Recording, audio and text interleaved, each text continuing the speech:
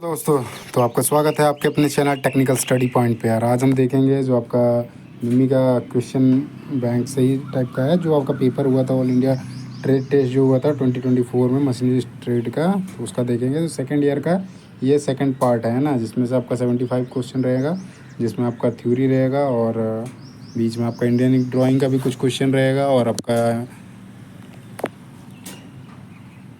Workshop calculation का रहेगा, है ना। तो ये जो है आपका यूज़फुल कहाँ कहाँ पे होगा। ITI का एग्ज़ाम जो होता है उसमें उसमें तो होगा ही होगा, है ना। CTI का जो होता है उस पर भी होगा। उसके बाद आपका इसरो के लिए ये फुलफिल है। इसरो के बहुत सारे क्वेश्चन आपको मिल जाएंगे। DRDO हो गया, बार्क हो गया, NPCL हो गया, और जो दूसरे एग्ज़ाम टेक्निकल एग्ज़ाम होते हैं उनमें आपके क्वेश्चन जो है इस पर मैच करेंगे। सो सिलेबस इस तरह का आता है। सो हम करते हैं क्वेश्चन नंबर 1 से स्टार्ट, है ना। यहाँ पे आ जाते हैं, तो यहाँ पे देखते हैं ऑल इंडिया ट्रेड टेस्ट का दे रखा है, जो आपका CTS हुआ था पेपर क्राफ्ट्समैन ट्रेनिंग स्कीम के तहत मशीनिस्ट का। ये अब सेकंड ईयर का है ना। सो इसमें टोटल 75 क्वेश्चन है ना, जिसमें आपका थ्योरी का रहेगा, इंजीनियरिंग ड्राइंग का रहेगा, वर्कशॉप कैलकुलेशन का मिलेगा, है ना। So start. पहला क्वेश्चन ये रहा, तो पहला क्वेश्चन देखते हैं। तो पहला क्वेश्चन में ये है, what is the name of the gear drive. इस गियर ड्राइव का नाम पूछा है, गियर ड्राइव का नाम क्या है। सो ये जो है आपका रैक और पिनियन है, जिसमें से ऊपर वाला जो है पिनियन है और नीचे वाला रैक है। सो A1 जो है आपका सही उत्तर हो जाएगा, रैक और पिनियन, है ना। सॉरी सॉरी, ये रैक और पिनियन में क्या होता है ना, ये रैक और पिनियन में इस तरह का होता है, इसमें दांत कटी होती है और ये इस पर घूमता आता है ना, ऐसे आगे से पीछे जाता है। ये क्या है, वर्म और वर्म व्हील हो जाएगा, है ना। सो ये आपका वर्म हो जाएगा, आपका व्हील ये हो जाएगा ना। सो वर्म और वर्म व्हील हो जाएगा। सो ये आपका है वर्म एंड वर्म गियर, है ना। ये 3 जो है आपका सही उत्तर है। रैक और पिनियन का आपका ये रैक मिलेगा और पिनियन जो है यहाँ पे चलता है ना। इसमें ऐसा नहीं है, ये भी घूमता है और ये भी घूमता है, ऐसा होता है इसमें। सो ये वर्म और वर्म गियर है। दूसरा नंबर क्वेश्चन में आते हैं। तो दूसरा नंबर क्वेश्चन है आपका, so which type of group the squareness comes under the geometrical tolerance, है ना। सो ज्योमेट्रिकल टॉलरेंस में किस प्रकार का ग्रुप स्क्वायरनेस के अंतर्गत आता है। सो ज्योमेट्रिकल टॉलरेंस में पूछ रहा है, जो स्क्वायरनेस के अंतर्गत आता है वो कौन सा आता है। सो वो आपका जो है एटीट्यूड जो है वो नहीं है, वो आता है ना ग्रुप स्क्वायरनेस के अंदर, है ना। सो A4 जो है आपका सही उत्तर है। तीसरे नंबर क्वेश्चन में देखते हैं। तो तीसरा नंबर क्वेश्चन है, how to identify and indicate the geometrical tolerance. Geometrical tolerance को कैसे पहचानें और इंडिकेट करें।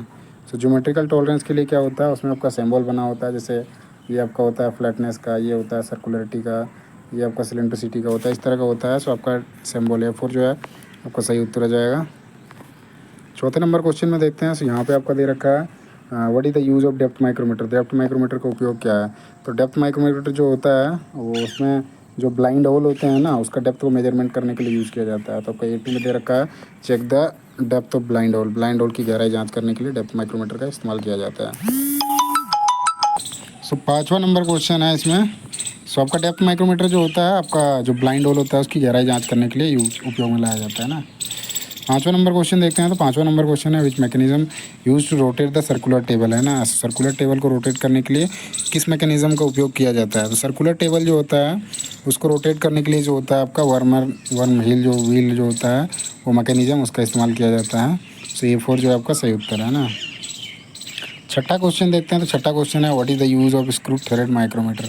स्क्रू थ्रेड माइक्रोमीटर का उपयोग क्या है। स्क्रू थ्रेड माइक्रोमीटर का जो होता है, जो पिच होती है थ्रेड की डायमीटर, पिच डायमीटर जो होता है उसको मेजरमेंट करने के लिए उपयोग किया जाता है। सो A2 जो है आपका मेजर पिच डायमीटर, है ना। पिच का व्यास मापने के लिए उपयोग किया जाता है।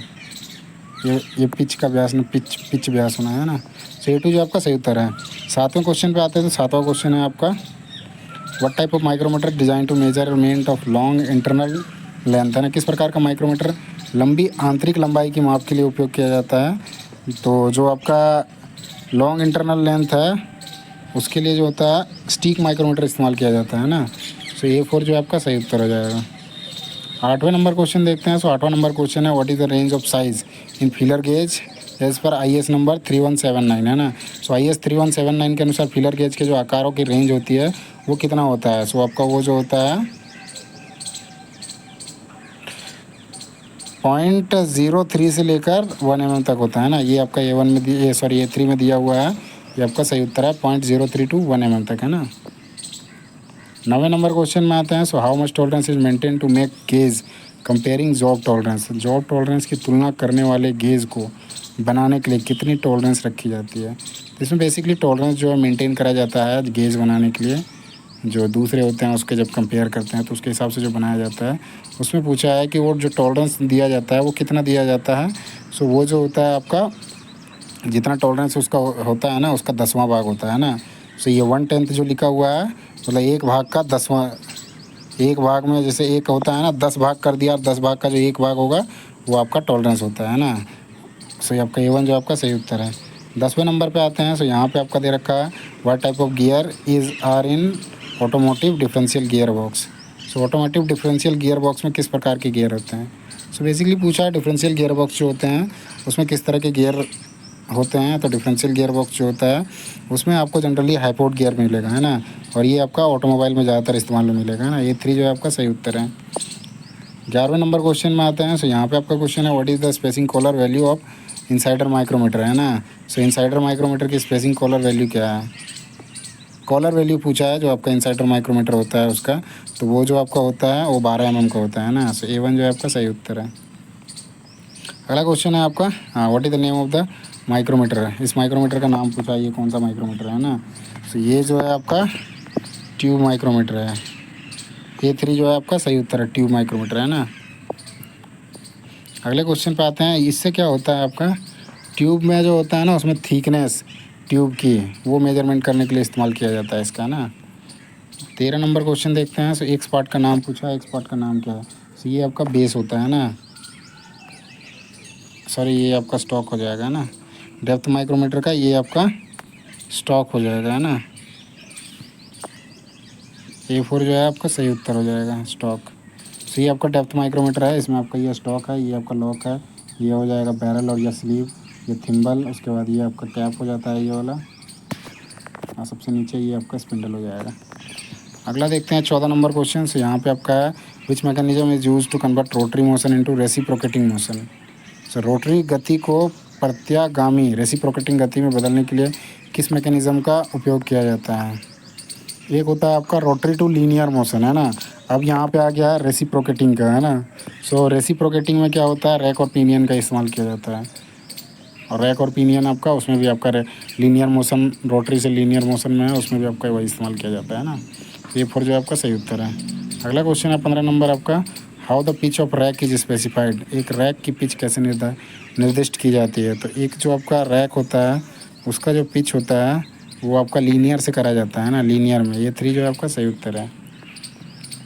16 नंबर क्वेश्चन है where is rack milling attachment fixed on milling machine. So milling machine में पूछ रहा है रैक मिलिंग अटैचमेंट एक मिलिंग मशीन पर कहाँ लगाया जाता है। सो रैक मिलिंग अटैचमेंट जो होता है मिलिंग मशीन में वो आपका जो फेस और कॉलम होता है ना उसके बीच में मतलब कॉलम और आर्बर सपोर्ट के फेस के बीच में जो होता है ना वो लगाया रहता है। तो ये आपका A2 जो है between the face of the column and arbor, उसके बीच में आपका जो होता है रैक मिलिंग अटैचमेंट वो फिक्स किया रहता है ना। सो A2 जो आपका सही उत्तर है। 17 नंबर क्वेश्चन आते हैं। तो 17 नंबर क्वेश्चन है which part has the movable jaw of gear tooth vernier caliper है ना। किस भाग में गियर टूथ वर्नियर कैलिपर के मूवेबल जो होते हैं। सो ये जनरली आपको देखने को मिलेगा जो हॉरिजॉन्टल स्लाइडिंग होती है ना, जैसे हॉरिजॉन्टल इस तरह का स्लाइडिंग, इस पर स्लाइडिंग जो होगा ना उस पर आपको मिलेगा देखने को जो मूवेबल जो होते हैं जो गियर टूथ वर्नियर कैलिपर में वो आपको देखने को मिलेंगे। तो हॉरिजॉन्टल स्लाइडिंग में जो होता है वो गियर टूथ वर्नियर कैलिपर जो मूवेबल जो होता है ना इसी तरह मूवमेंट होता है उस पर लगा होता है। सो आपका हॉरिजॉन्टल स्लाइडिंग जो होता है उस पर आपका gear tooth vernier caliper mobile जो लगा होता है उसके साथ है ना, और उसी में आपका डेप्थ बार होता है वोल्टेज होता है। 18 नंबर क्वेश्चन आता है which instrument is very similar to the principle of vernier caliper. तो कौन सा एक उपकरण जो है वर्नियर कैलिपर के सिद्धांत पर कार्य करता है उसके बारे में पूछा है ना। तो वर्नियर कैलिपर के जो सिद्धांत है उस पर एकदम सिमिलर जो काम करता है वो आपका ये वाला काम करता है गियर टूथ वर्नियर कैलिपर है ना। A3 जो है आपका सही उत्तर है। अगले क्वेश्चन पर आते हैं। तो अगला क्वेश्चन है what is the addendum of gear teeth. Gear के दांतों का अडेंडम क्या है। तो अडेंडम जो होता है ना जैसे आपका एक गियर बना देता हूँ, एक ये बना दिया, ये आपका गियर हो गया है ना। सो ये बीच में कटता है, ये आपका यहाँ पिच होता है। सो ऊपर वाला जो पार्ट होता है इसको अडेंडम बोलते हैं ना।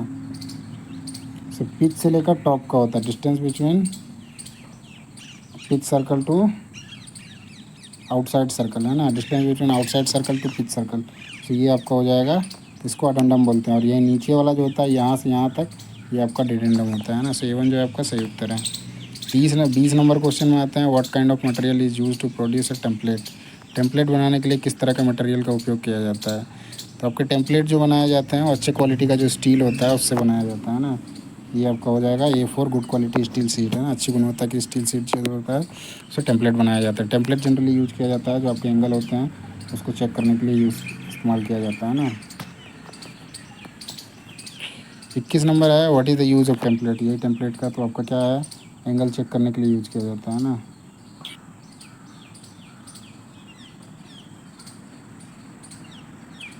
एंगल है नहीं, है ना। तो एक आपका जो शेप कटा होता है ना, जैसे शेप कट गया तो यहाँ पे एक इसको कंटूर बोलते हैं ना। सो कंटूर हो जाएगा, कंटूर है ये आपका A1 में, ये checking the contour of component, है ना, कंपोनेंट के कंटूर की जांच करने के लिए। और आपका टेम्पलेट जो होता है एक्चुअली चेकिंग इंस्ट्रूमेंट होता है, उसे एक कंटूर चेक करने के लिए उपयोग करते हैं ना। सो A1 जो आपका सही उत्तर है। अगला क्वेश्चन है आपका, how a vertical milling machine can be identified. एक वर्टिकल मिलिंग मशीन की पहचान कैसे की जा सकती है। वर्टिकल मिलिंग मशीन का बात कर रहा है, उसको पहचान करने का सिंपल मेथड क्या है। तो उसका सिंपल मेथड है, जो एक्सिस ऑफ स्पिंडल रोटेशन है ना, उससे हम पता कर सकते हैं ना। सो A3 में दे रखा है, according to the axis of spindle, जो आपका स्पिंडल होता है ये मूवमेंट वाला, सो उसका एक्सिस से हम पता कर सकते हैं कि ये आपका वर्टिकल है या फिर हॉरिजॉन्टल है ना। सो ये आपका A3 जो है आपका सही उत्तर है। स्पिंडल रोटेशन की एक्सिस के अनुसार जो होता है मिलिंग मशीन को हम पहचान कर सकते हैं। अगला क्वेश्चन है आपका, which type of machine is use to produce a T slot in machine tool table, है ना। मशीन टूल्स टेबल में टी स्लॉट बनाने के लिए किस प्रकार की मशीन का उपयोग किया जाता है। स्लॉट बनाने के लिए कह रहा है, टी स्लॉट बनाने के लिए। तो टी स्लॉट बनाने के लिए जो होता है आपका वर्टिकल मिलिंग का इस्तेमाल किया जाता है ना। A3 जो आपका सही उत्तर है। अगला क्वेश्चन है आपका, विच part of vertical milling that can be use for lift the knee, है ना। सो वर्टिकल मिलिंग का कौन सा हिस्सा जो नी को उठाने के लिए इस्तेमाल किया जाता है। तो नी बेसिकली जो होता है उसको उठाने के लिए जो इस्तेमाल किया जाता है वो आपका एलिवेटिंग स्क्रू होता है, उससे आपको नी को लिफ्ट किया जाता है वर्टिकल मिलिंग मशीन, है ना। A3 जो आपका सही उत्तर है, एलिवेटिंग स्क्रू। अगला चलते हैं आपका 25 number question, which machine use for boring कीवे cutting and profile milling can be done. Boring हो गया, कीवे कटिंग हो गया, और प्रोफाइल मिलिंग के लिए जो होता है किस प्रकार की मशीन का उपयोग किया जाता है उसके बारे में पूछा है। तो इसमें जो आपका होता है वर्टिकल मिलिंग का उपयोग किया जाता है ना, वर्टिकल मिलिंग मशीन का। तो A3 जो आपका सही उत्तर है। अगला क्वेश्चन है आपका 26 number, what type off cutter holding device is generally use on vertical milling machine.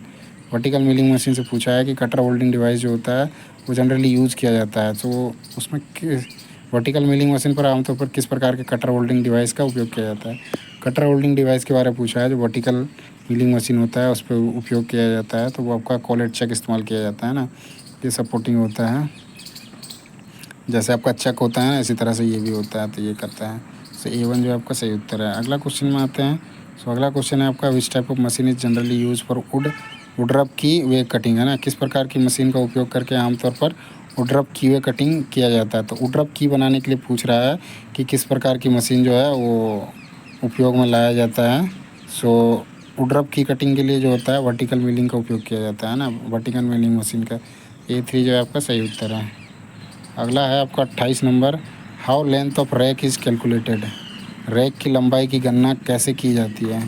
तो रैक की जो लंबाई की गणना होती है वो लीनियर पिच होता है और नंबर ऑफ टीथ होता है, उससे गणना किया जाता है ना।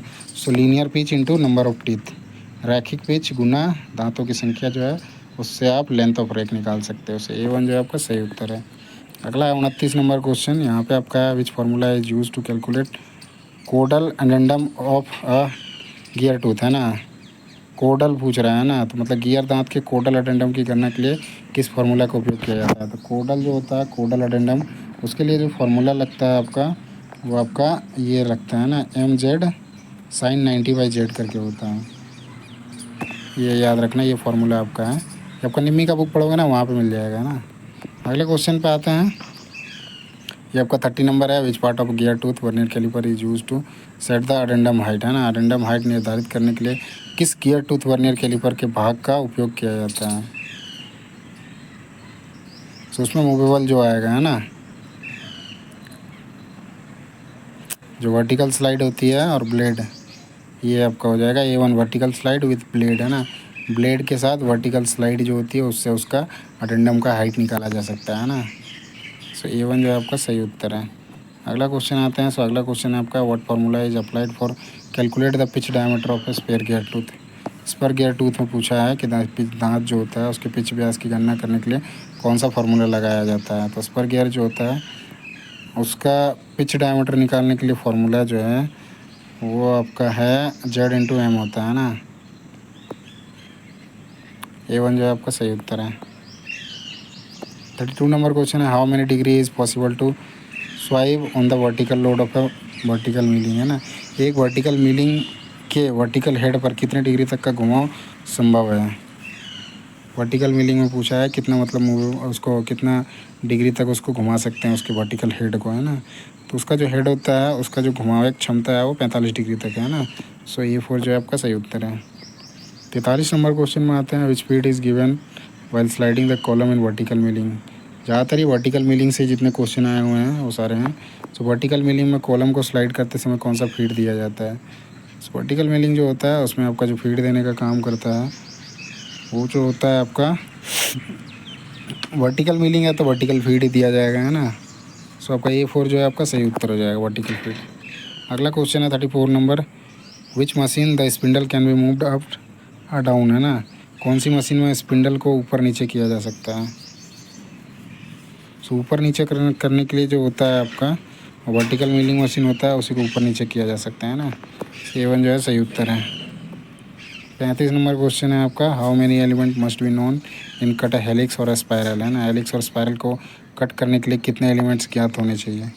स्पायरल और आपका हेलिक्स काटने के लिए कितने जो एलिमेंट हैं वो कितने होने चाहिए। तो वो जो हैं आपके 2 होने चाहिए, है ना। तो A1 जो है आपका सही उत्तर है। अगला क्वेश्चन है 36 number, what is the line generated by the progress and rotation of a point around a cylinder. So एक सिलेंडर के चारों ओर एक पॉइंट के प्रोग्रेस और रोटेशन से उत्पन्न रेखा क्या कहलाती है। तो जो रेखा बनती है वो आपका हेलिक्स कहलाती है ना। सो A2 जो है आपका सही उत्तर है। अगले क्वेश्चन पे आते हैं। सो अगला क्वेश्चन आपका है, what is the maximum helix angle determine in helix gear. Helical gear में जो होता है निर्धारित अधिकतम हेलिक्स कोण कितना हो सकता है ना। सो आपका हेलिक्स गियर जो होता है, सॉरी हेलिकल गियर जो होता है उसमें जो आपका एंगल बनता है वो मैक्सिमम जो होता है एक्यूट एंगल बनता है ना। सो एक्यूट एंगल मतलब न्यून कोण मतलब होता है आपका 90 डिग्री से कम बनेगा, है ना। 90 डिग्री से आपका कम बनेगा। सो आपका एक्यूट एंगल हो जाएगा ना। ऑब्ट्यूज होता है जो आपका 90 डिग्री से ज़्यादा होता है। राइट एंगल जो होता है आपका 90 डिग्री के बराबर होता है, लेकिन इसमें पूछा हेलिकल में तो आपका 90 से कम मिलेगा बनेगा और 0 से ज़्यादा बनता है ना। अगला क्वेश्चन है आपका 38 number question, what is the name of the part x. ये आपका एक वर्नियर कैलिपर का टाइप है, इसमें से एक्स पार्ट का नाम पूछा है वो एक्स है क्या, है ना। सो ये आपका ये हॉरिजेंटल है, ये वर्टिकल है ना। तो एक्स पूछा है तो हॉरिजेंटल, ये आपका हॉरिजेंटल बीम हो जाएगा, है ना। A1 जो है आपका सही उत्तर है। 39 नंबर है question, what is the formula for circumference of a circle. वृत्त की परिधि ज्ञात करने के लिए जो फार्मूला होता है वो क्या होता है। तो आपका इसका होता है 2πr, है ना। A3 जो आपका सही उत्तर है 2πr। 40 नंबर क्वेश्चन आते हैं, what is the formula of area of the circle. इसका एरिया पूछा, सर्कल का एरिया क्या होगा। सो ये होता है πr², है ना। ये A2 जो है आपका πr², वो सही उत्तर है। अगला क्वेश्चन है 41 number, which line is called the code, है ना। कोड मतलब जीवा। जीवा किसको बोलते हैं। तो A से B जो है ना उसको हम जीवा बोलते हैं। A2 जो है आपका सही उत्तर है। 42 नंबर क्वेश्चन आ गए हैं, ये वर्कशॉप कैलकुलेशन का क्वेश्चन आ गया है और साइंस का। What is the radius of a circle whose diameter is 44 centimetre, है ना। रेडियस पूछा है, सर्कल का डायमीटर है 44। तो रेडियस निकालने के लिए आपका डायमीटर बाई 2 करना होता है ना। 44/2 करोगे तो कितना आ जाएगा, 22 आ जाएगा। तो A2 जो आपका सही उत्तर है। 43 नंबर क्वेश्चन आते हैं, what is the name of the shaded portion. इस पोर्शन का नाम पूछा है क्या है। तो ये आपका एक कट गया है ना।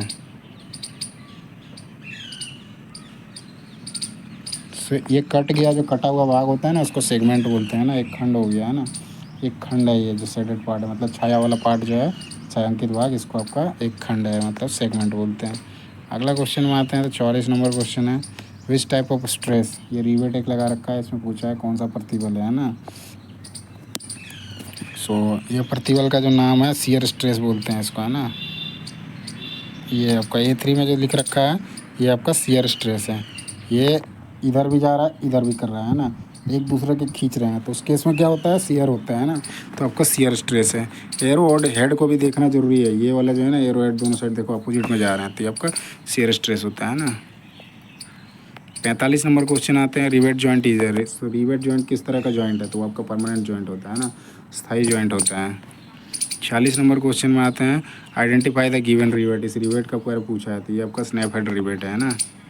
A1 जो है आपका सही उत्तर है, snap head rivet. 47 number question है, which material pipe is use for drainage pipeline, है ना। ड्रेनेज पाइपलाइन के लिए किस मटेरियल का उपयोग किया जाता है। ड्रेनेज मतलब होता है कि पानी को गिराने के लिए, बाहर निकालने के लिए कौन सा टाइप का उसमें, और उसका मटेरियल के बारे में बेसिकली पूछा है। तो उसमें जो आपका होता है ना, ड्रेनेज जो पाइप होते हैं उसमें आपको PVC पाइप मिलेगा, है ना। तो A1 जो है आपका सही उत्तर है। कहीं कहीं पे आपको जो है ना, ये आपको GI पाइप मिलेगा, है ना। सो अकॉर्डिंग टू हम निम्मी के हिसाब से जाते हैं, तो इसमें आपका PVC पाइप हो जाएगा, है ना। 48 नंबर क्वेश्चन आते हैं, which of the following is use to block the pipe of one end, है ना। निम्न में से किसका प्रयोग पाइप को एक सिरे पर ब्लॉक करने के लिए किया जाता है। तो इसमें आपका देखोगे अकॉर्डिंग टू ऑप्शन, ये आपका प्लग होगा। कैप भी होता है जिसमें ब्लॉक किया जाता है, लेकिन प्लग जो होता है इंटरनल होता है, कैप जो होता है बाहर होता है ना। तो इसके हिसाब से आपका A1 जो है आपका सही उत्तर है। यूनियन जो होता है ये आपका मेंटेनेंस के लिए, खोलने लगाने के लिए। रिड्यूसर जो होता है आपका डायमीटर रिड्यूस करेगा। कपलिंग होता है सिंपल कनेक्ट करने के लिए, है ना। ये आपका इंजीनियरिंग ड्राइंग का यहाँ से क्वेश्चन स्टार्ट हो जाता है। सो 49 नंबर क्वेश्चन है, which of the following accommodate 4 pipes in pipe fitting. So ऐसे पूछ रहा है, ऐसे, तो इसको बोलते हैं क्रॉस, है ना।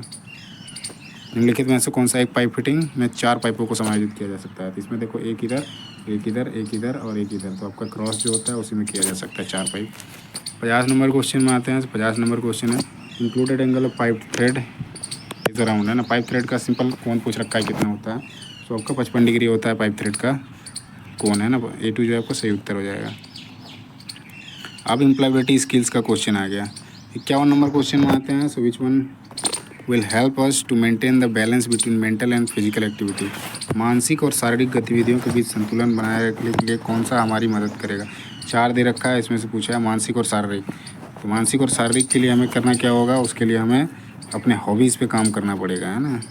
जो हमारी हॉबीज़ होती हैं वो कंप्लीट होती है ना, तभी हम क्या करते हैं, उस पर हम मेंटेन रहते हैं, मेंटली भी और फिजिकली भी, है ना। सही वन जो आपका सही उत्तर है।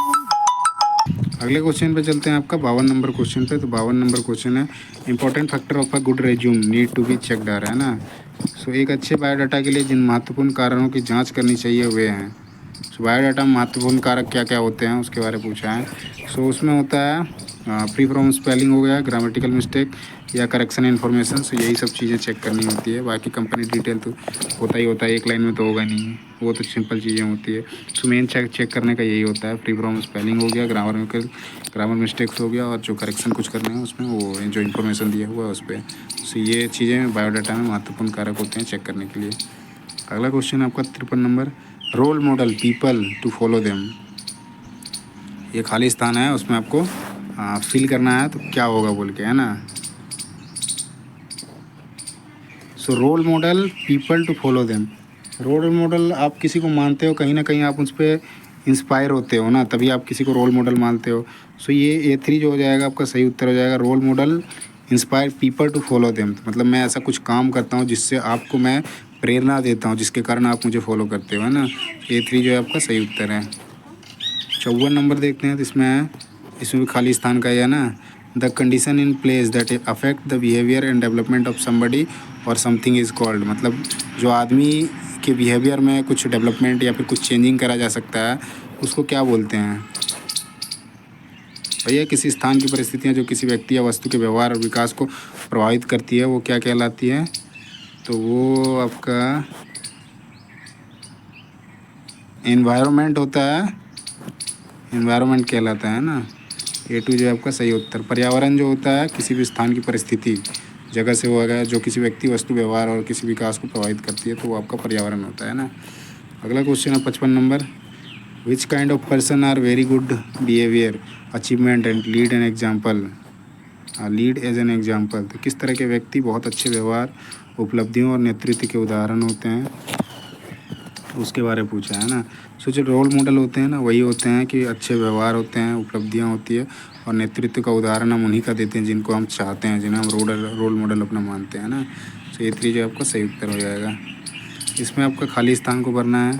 So fill in the blanks with suitable word so as to become a meaningful sentence. So there है, फिर खाली स्थान है, कॉफ़ी शॉप, फिर एक खाली स्पेस है, फिर उसके बाद द पार्क है ना। सो इसमें हम बैठा सकते हैं, आर तो नहीं लगेगा है ना, ये दोनों में डाउट है, ठीक है। So there is a coffee shop, there is a coffee shop next to the bank, ये नहीं आएगा ना, ये आपका आ जाएगा there is a coffee shop. अच्छा, यहाँ पे एक कॉफ़ी शॉप है और अगला में जो है पार्क है, ये जो आपका हो जाएगा ये 3 आपका सही उत्तर हो जाएगा। सो यहाँ पे एक कॉफ़ी शॉप है और आगे जो है आपका एक पार्क है ना। अगला क्वेश्चन में चलते हैं। देखो मीनिंग निकलना बहुत ज़रूरी है, मीनिंग निकलने के साथ वो सेंटेंस जो है ना सही बैठाओगे तभी जाके आपका सही बनेगा, अदरवाइज़ नहीं बनेगा। क्योंकि डीआरडीओ में क्या आता है, उसमें आपके 10 से 20 जो होते हैं आपके इंग्लिश के रहते हैं ना, 20। अगले क्वेश्चन में आते हैं 57 नंबर पे, fill in the blanks with suitable words so as to become a meaningful sentence. वही मीनिंगफुल सेंटेंस बनना चाहिए ना। रेन वाटर है ना, रेन वाटर हार्वेस्टिंग, खाली स्थान है, टू प्रिवेंट वाटर स्कैरसिटी, मतलब वही है। अब जो हमें आज के डेट में देखोगे कि वो पानी की कमी हो रही है, तो उसके तो रेन वाटर हार्वेस्टिंग, उसको बचत कैसे करा जाए, उसको हार्वेस्ट कैसे करा जाए कि वाटर लेवल जो है बना रहे, उसके बारे में पूछा है ना। सो उसके लिए हमें क्या करना चाहिए है, मदद करना चाहिए। Rain water harvesting help to prevent water scarcity, मतलब आपको रेन वाटर हार्वेस्टिंग लगाओगे, उससे मदद करोगे, जब जाके आपकी पानी की लेवल जो है बनी रहेगी, है ना। सो A4 जो है आपका सही उत्तर है। 58 नंबर क्वेश्चन है इसमें फिल, इसमें भी खाली स्थान भरना है ना। क्वेश्चन सीधा पढ़ता हूँ। There are many dos and don'ts, मतलब हाँ और ना वाला है, करना है नहीं करना है। There are many dos and don'ts है, टू बी खाली स्थान है, while preparing for attending and. So जब आप प्रिपेयरिंग कर रहे हो तो उस टाइम पे आपको जो ध्यान देने वाली चीज़ें हैं, सो पहले पहचान करोगे और उसके बाद क्या है, इंटरव्यू पे अटेंड करोगे। तो there are many dos and don't, तो डूज एंड डोंट्स को आप पहले पता करोगे, आइडेंटिफाई करोगे, है ना। आइडेंटिफाई करोगे, उसके बाद आप जाओगे इंटरव्यू में, है ना, अटेंडिंग एन इंटरव्यू। सो ये खाली आइडेंटिफाई कर रखा है, तो ये आइडेंटिफाई नहीं होगा, ये आइडेंटिफाइड हो जाएगा, और ये इंटरव्यूड कर रखा है तो इंटरव्यूड नहीं होगा, ये हो जाएगा आइडेंटिफाइड। सेकंड ये आएगा, जैसे वर्ब का लगता है ना सेकंड फॉर्म, बाद में आपका फर्स्ट फॉर्म आएगा इंटरव्यू का, है ना। सो आपका A4 जो आपका सही उत्तर हो जाएगा। सो उससे जाके आपका क्या बनेगा finally, so there are many dos and don't, मतलब वहाँ पे बहुत सारे हाँ और ना होते हैं, जो काम करने होते हैं, कुछ नहीं करने होते हैं, तो उनको क्या है, सबसे पहले हमें पहचान करना है, उसके बाद फिर हमें तैयारी करनी है किसके लिए, इंटरव्यू के लिए, है ना। अगला क्वेश्चन है साक्षात्कार होता है इंटरव्यू का।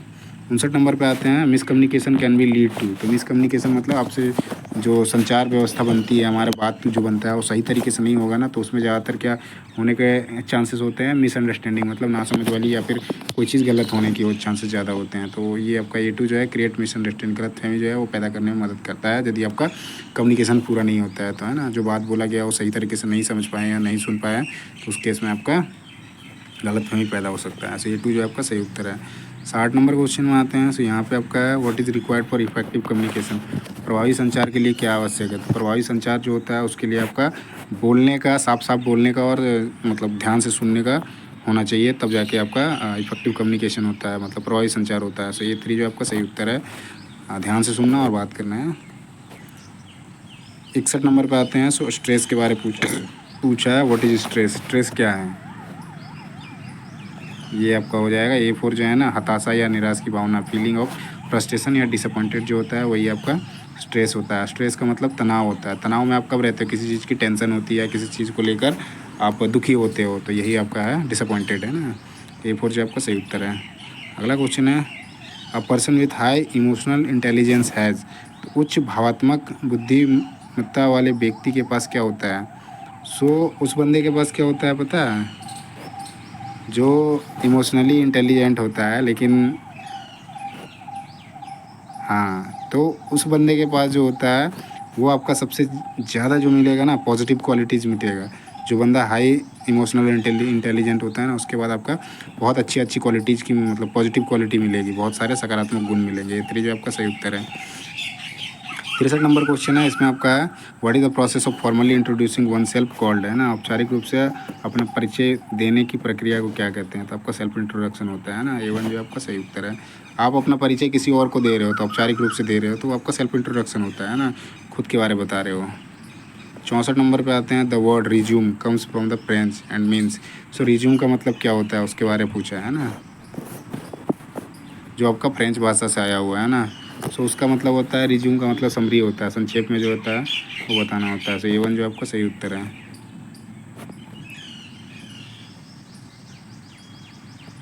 अगले क्वेश्चन पे आते हैं। सो अगला क्वेश्चन आपका 65 नंबर है, which of the following are included in resume. Biodata में निम्नलिखित में क्या शामिल होता है ना। आप यदि रिज्यूम बनाते हो, रिज्यूमे बनाते हो तो उसमें क्या क्या चीज़ें शामिल होती है उसके बारे। तो आपका इन्फॉर्मेशन रहेगा, कुछ का एजुकेशनल डिटेल रहेगा, क्या क्या आप जानते हो और वर्क एक्सपीरियंस, है ना। सो A4 जो है आपका सही उत्तर है। संपर्क जानकारी हो गया, शैक्षणिक विवरण हो गया, कौशल हो गया और आपका कार्यानुभव। अगला है 66 नंबर क्वेश्चन, इसमें देखते हैं। सो इसमें आपका while applying for a job, तो आप जो नौकरी के लिए निवेदन करते हो, the covering letter should be easy to read by means of, मतलब आवेदन करते समय जो कवरिंग लेटर को क्या करते हो, खालिस्तान है के माध्यम से पढ़ना आसान होता है। सो उसको हम क्या करते हैं ना, जब हम किसी को लिखते हैं तो छोटे से पैराग्राफ में हम उसको विभाजित करते हैं, जिससे लोगों को आसानी से पढ़ने में आसान हो जाएगा। तो वही है। सो ये A2 में जो दे रखा है, dividing the text into shorter paragraph, A2 जो आपका सही उत्तर हो जाएगा। जब भी आप आवेदन करते हो तो उसमें क्या करते हो, आप एप्लीकेशन जैसे पोस्ट से भेज दो, यहाँ से नौकरी का आवेदन के लिए है तो रिज्यूमे डालते हो, उसमें डाल देते हो बाकायदा कि मेरे को ये स्किल है वो स्किल है ना। तो कवरिंग लेटर में पूछ रहा है, बाहर में डालोगे तो यही आपका शॉर्टर पैराग्राफ लिखोगे, जिससे आपको पता चल जाएगा ना, टेक्स्ट को छोटे छोटे पैराग्राफ में विभाजित कर। अगला क्वेश्चन जो है आपका 67 number, after preparing the resume, है ना, जब आप रिज्यूमे बायोडाटा तैयार करने के बाद, in the next important step to do is, अगला महत्वपूर्ण कदम क्या होगा या कदम है ना। सो खाली स्थान दे रखा है। तो जब भी आप रिज्यूमे तैयार कर रहे होते हैं ना, उस टाइम में तैयार करने के बाद सबसे पहला जो और इम्पोर्टेंट जो आपका कदम होना चाहिए वो क्या होना चाहिए, वो आपका होना चाहिए इम्प्रेसिव जो होना चाहिए, कवर लेटर होना चाहिए ना, प्रभावशाली कवर लेटर होना चाहिए। सो A2 जो आपका सही उत्तर हो जाएगा, writing an impressive cover letter, एक प्रभावशाली कवर लेटर लिखना। उससे क्या होगा, आपका रिज्यूमे जो है ना, बाहर से ही बंदा देख के अंदर की चीज़ों का एक अंदाज़ा लगा लेता है कि किस तरह से इसने लिख रखा हो। जो बाहर इतना बढ़िया है, आप अपने आप को यदि किसी के सामने प्रस्तुत करते हो और बात करते हो, आप प्यार से बात करते हो, चीज़ों को बढ़िया से एक्सप्लेन करते हो, तो लोग आपके पहले ही फ़ैन हो जाते हैं। सो वही चीज़ें हैं। अगला क्वेश्चन है आपका 68 नंबर का, while reviewing a resume which is very important to keep in mind, है ना। बायोडाटा का समीक्षा करते समय किस बात का ध्यान रखना ज़रूरी है। जब भी आप समीक्षा कर रहे हो, मतलब चीज़ों को देख रहे हो, उस टाइम पे आपका सबसे ज़्यादा इंपॉर्टेंट चीज़ जो है वो माइंड पे क्या रखना है, जो आपकी स्किल्स है या फिर क्वालिफिकेशंस है उसको हमेशा हाईलाइट करना चाहिए, है ना। सो ये वो बोल्ड कर दिया जाता है या हाईलाइट कर दिया जाता है। सो ये आपका A4 जो है, highlight skills and qualification that match the job, है ना। जो जॉब होगा ना, जॉब क्राइटेरिया, उस पर आपका मैच करना चाहिए क्वालिफिकेशन और स्किल्स, है ना।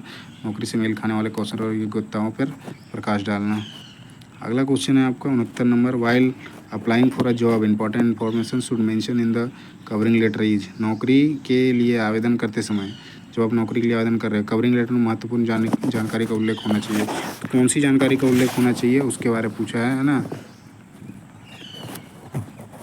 सो उसमें जो आता है आपका, जो आपका रोल्स रहेगा काम करने का, वो ज़्यादा इंपॉर्टेंट होता है ना। तो वही आपका भूमिका के लिए उपयुक्त कारण देना जरूरी है ना, reason for suitable for the role. So ये चीज़ आपका सही उत्तर हो जाएगा। अगला क्वेश्चन है आपका 70 नंबर का, so what is formal communication. Formal communication क्या है, जो आपका फॉर्मल कम्युनिकेशन होता है ये हो जाएगा official communication following A set of rules, जो आपके नियमों के एक सेट के बाद ऑफिशियल कम्युनिकेशन जो होता है वही आपका फॉर्मल कम्युनिकेशन होता है ना। अगले क्वेश्चन पे आते हैं 71 नंबर पे। तो यहाँ पे है, which of the following is a formal introduction in a job interview. तो फॉर्मल इंट्रोडक्शन पूछा है जो जॉब इंटरव्यू में है वो क्या होना चाहिए उसके बारे में, है ना। तो इसमें आपका क्या है, सबसे पहले आप जब जाते हो ना, तो फॉर्मल होता है क्या है कि आप सबसे पहले उनको गुड मॉर्निंग करोगे या सुप्रभात बोलोगे। सो ये आपका इसमें किस में है, ये A4 में है, good morning, thank you for the opportunity, है ना। पहले आप करोगे गुड मॉर्निंग करोगे, आदर कर दिया आपने, उसके बाद आप बोलोगे कि आप अपने मतलब आपके साइड से अपॉर्चुनिटी दे दे, अपॉर्चुनिटी मुझे या अवसर मुझे दिया उसके लिए धन्यवाद, है ना। सो ये जो आपका सही उत्तर है। अगला है आपका 72 नंबर क्वेश्चन, इसमें आपका है what is an example of formal written communication, है ना। फॉर्मल रिटन कम्युनिकेशन का उदाहरण है, जो आप फॉर्मल रिटन मतलब आप लिख रहे हो तो उसमें पूछा है कौन सा है, तो आप एक मेल लिखोगे, ईमेल लिखोगे योर मैनेजर को, है ना, अपने मैनेजर को। A3 जो आपका सही उत्तर, अपने प्रबंधक को एक ईमेल लिखना जो है वो फॉर्मल मतलब रिटन कम्युनिकेशन में, फॉर्मल रिटन कम्युनिकेशन में आता है ना। अभी करंट सिनेरियो में यही है ना, ईमेल का है। आने वाले दिनों में हो सकता है कि दूसरे और भी प्लेटफॉर्म्स आ जाएँ, है ना, जैसे अभी आउटलुक भी है तो वो भी, उसमें भी ईमेल ही लिखा जाता है।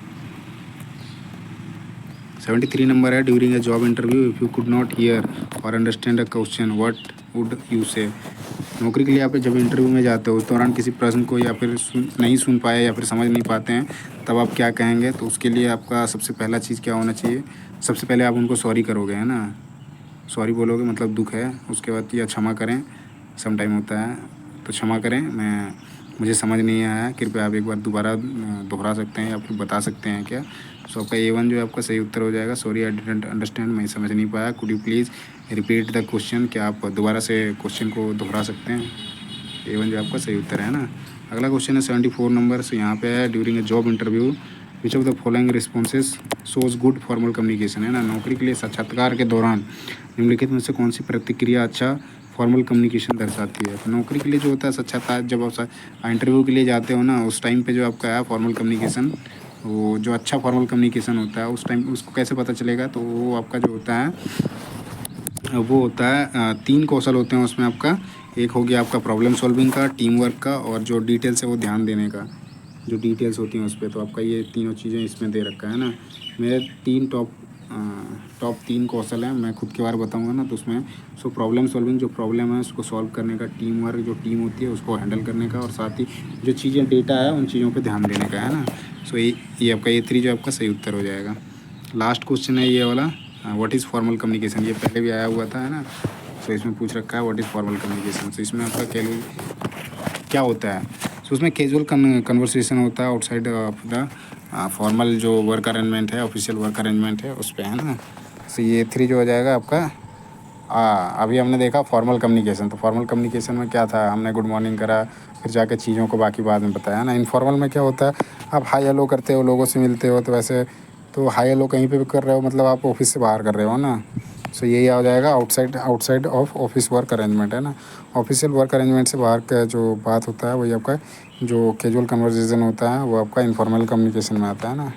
सो इस तरह से जो सेट 2 है वो कंप्लीट होता है, और इसका आपका आंसर जो दिया हुआ है ये नीचे पूरा दिया हुआ है, आप चाहो तो देख सकते हो। मैं ये PDF जो है आपका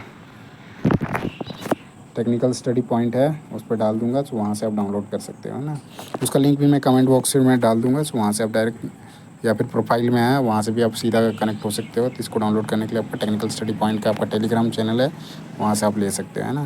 तो इस वीडियो पे यहीं ख़त्म करते हैं, और वीडियो अच्छा लगे तो वीडियो को लाइक करो, चैनल को सब्सक्राइब करो, और साथ ही अपने दोस्तों के साथ शेयर करना ना भूलें। धन्यवाद, जय हिंद।